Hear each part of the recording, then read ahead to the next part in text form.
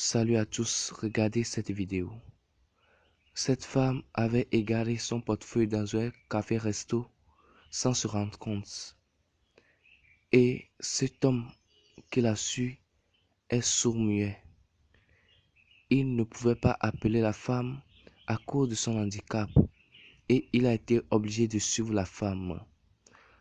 La femme, se sentant menacée, commença par courir comme si l'homme voulait l'attaquer.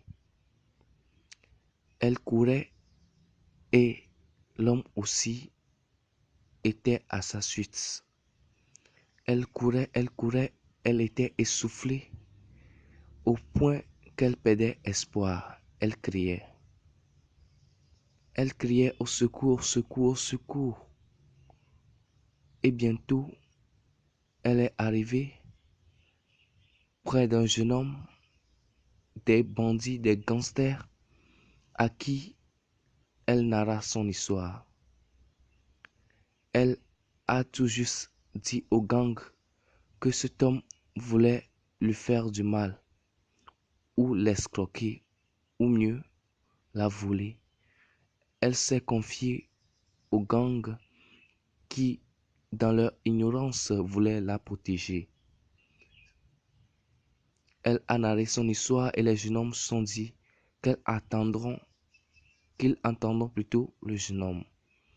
Et voici le jeune homme qui est arrivé et sans demander ce qui se passait, ils se sont attaqués au jeune homme.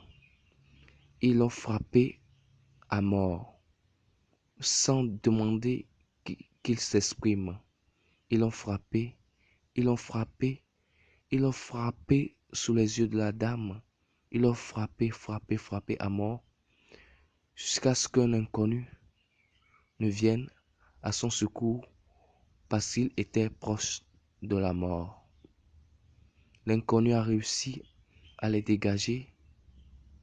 L'inconnu a réussi à sauver de presque la vie du jeune homme. Et le jeune homme s'étant relevé, en sang,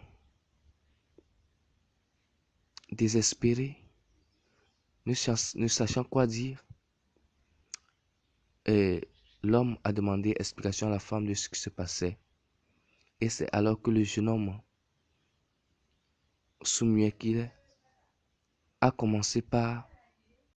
C'est là que le jeune homme narra son histoire et dit à tout l'entourage que c'est comme ça la femme a oublié son portefeuille. Étonné, ils se sentaient tellement coupables qu'ils ont été obligés de supplier le jeune homme.